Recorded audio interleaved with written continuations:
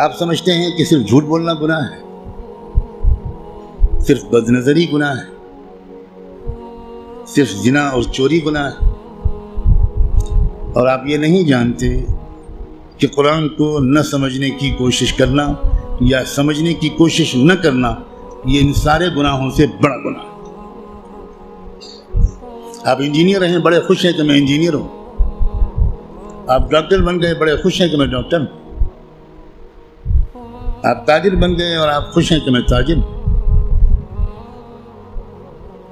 اور آپ کو اس کمی کا احساس تک نہیں ہے کہ میں کتنا بڑا محروم انسان ہوں کہ میں اللہ کے کلام کو جو صرف میرے لیے آیا تھا وہ میں سمجھنے کی کوئی کوشش ہی نہیں کی۔ میں مسلمانوں کی اکثریت، غالب اکثریت، وہ جو 5 وقت کی نماز پڑھتے ہیں وہ بھی، جو روزہ رکھتے ہیں وہ بھی، جو اپنے کو دیندار سمجھتے ہیں وہ بھی،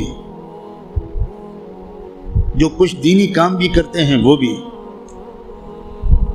اس بڑے گناہ میں تقریباً سب شریک ہیں کہ وہ قرآن مجید کو سمجھنے کی کوئی کوشش نہیں کرتے اور قرآن مجید کو نہ سمجھنے کو گناہ نہیں سمجھتے یا سمجھنے کی کوشش نہ کرنے کو گناہ نہیں سمجھتے۔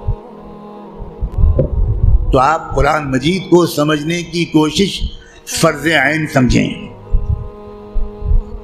اور قرآن کو اب تک سمجھنے کی کوشش نہ کرنا یہ کبیرہ گناہوں سے بڑا گناہ سمجھیں۔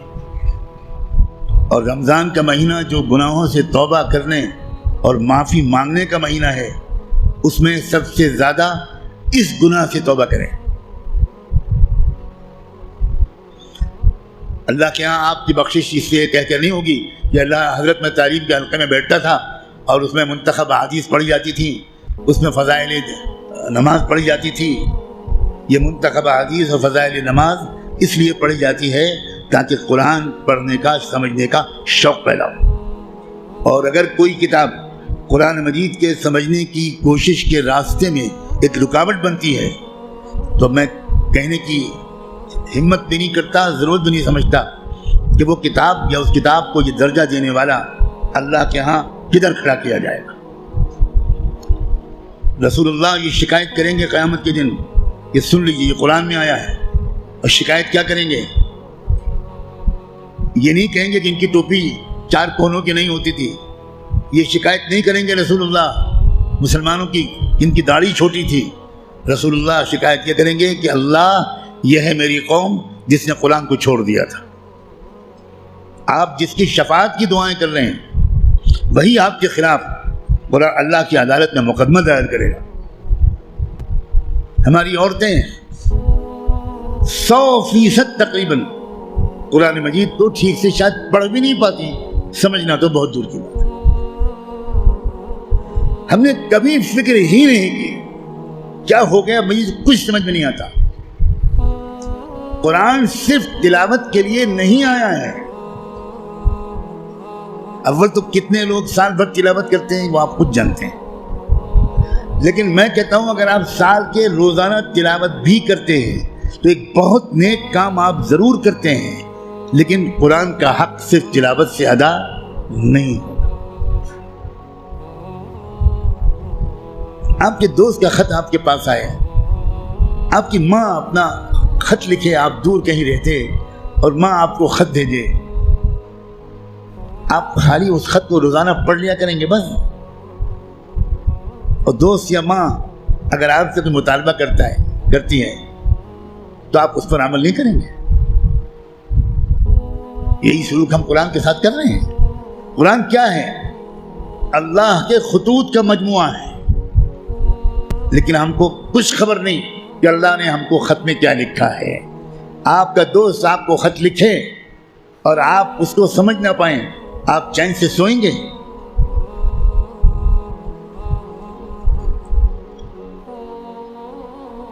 کسی کمپنی کا اشتہار آپ نے دیکھا، آپ نے اس کو اپنی درخواست بھیجی، وہاں سے جواب آیا، جواب ایسی زبان میں ہے جو آپ نہیں جانتے، آپ اس دن کھانا کھائیں گے اس خط کا مضمون سمجھنے سے پہلے؟ اب دوڑیں گے، بھاگیں گے، پتہ لگائیں گے یہ فرانسیسی زبان میں خط ہے تو میرے شہر میں فرینچ زبان کون جانتا ہے؟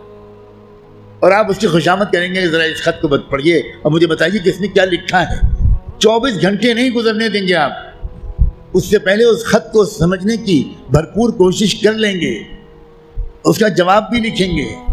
لیکن قرآن ہے کہ 60 سال سے آپ کو پکار رہا ہے، اللہ کا خط ہے کہ 70 سال سے آپ کو آپ پاس آ رہا ہے، لیکن آپ نے ایسے کان بند کر رکھے ہیں، ہمیں کوئی دلچسپی نہیں اللہ کے خط سے، اللہ کہتے رہیں ہمیں کوئی دلچسپی نہیں، ہم بہت مشغول ہیں، ہمارے پاس فرصت نہیں ہے، ہم بڑے کامیاب تاجر ہیں، ہم اسٹوڈنٹ ہیں، ہم پروفیسر ہیں، ہم ڈاکٹر ہیں، ہم انجینئر ہیں، ہم پولیٹیکل ایکٹیوسٹ ہیں، ہم جرنلسٹ ہیں، ہم اخبار میں کام کرتے ہیں، ہم کہاں قرآن کا ترجمہ پڑھ پائیں گے؟ بھئی ہمارے پاس کہاں اتنا وقت ہے؟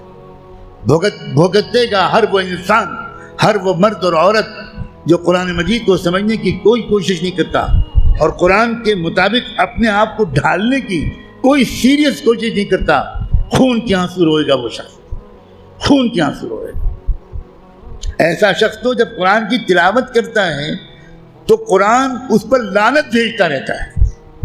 اب غور تو کریں، رب قارئ للقرآن والقرآن یلعنہ، یہ میرے باپ کی اور پیر کی کہی ہوئی بات نہیں ہے، یہ بات صادق و مصدوق رحمت دو عالم صلی اللہ علیہ وآلہ وسلم نے کہی کہ قرآن بہت سے لوگ پڑھتے ہوتے ہیں اور پڑھنے کے درمیان قرآن اس پر لعنت بھیجتا ہے، اے اللہ یہ مجھ پر یہ پڑھ رہا ہے، اس پر لعنت۔ اب قرآن کی لعنت پر اللہ تعالیٰ قبول نہیں کریں گے؟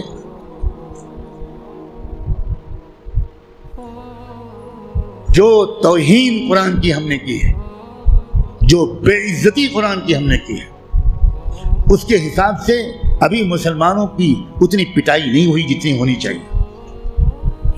آپ اتنی پٹائی پر پریشان ہیں، ابھی تو شروع ہوئی ہے پٹائی، پھر دیکھیے گا آئندہ کیا ہوگا۔